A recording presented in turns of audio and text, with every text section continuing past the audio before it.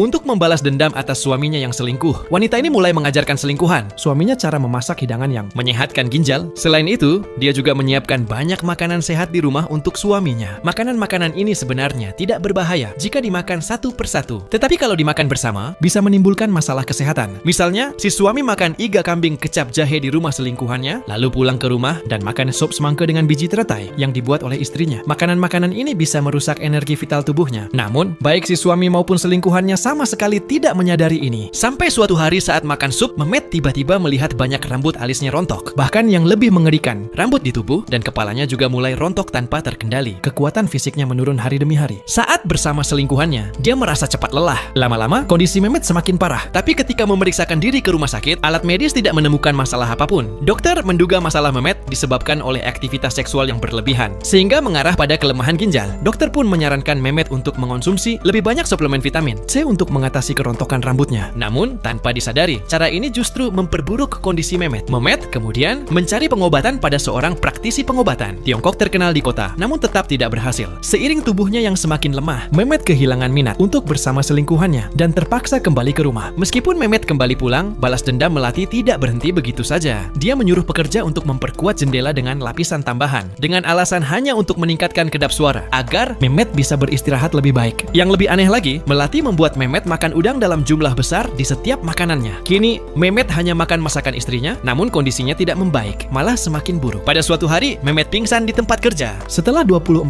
jam perawatan darurat oleh dokter, nyawanya berhasil diselamatkan, tapi dia menjadi lumpuh di seluruh tubuh dan terpaksa menggunakan kursi roda seumur hidup. Tanpa disadari, ini semua adalah bagian dari rencana jahat Melati. Melati tahu Mehmet mengonsumsi vitamin C setiap hari, tapi dia sengaja membuatnya makan udang di setiap makanannya. Ketika keduanya bercampur dalam perutnya, kedua zat ini membentuk racun, yaitu arsenik. Namun, kebencian Melati terhadap suaminya bukan hanya karena perselingkuhannya. Suatu hari, saat Melati hamil 10 bulan, dia tanpa sengaja melihat Mehmet sedang berhubungan intim dengan wanita lain saat pulang dari belanja. Melati hampir berlari mendekat untuk menghadapi suaminya, namun dia malah tertabrak mobil yang melaju kencang. Begitu saja, dia kehilangan bayi di dalam kandungannya dan tidak bisa lagi hamil di masa depan.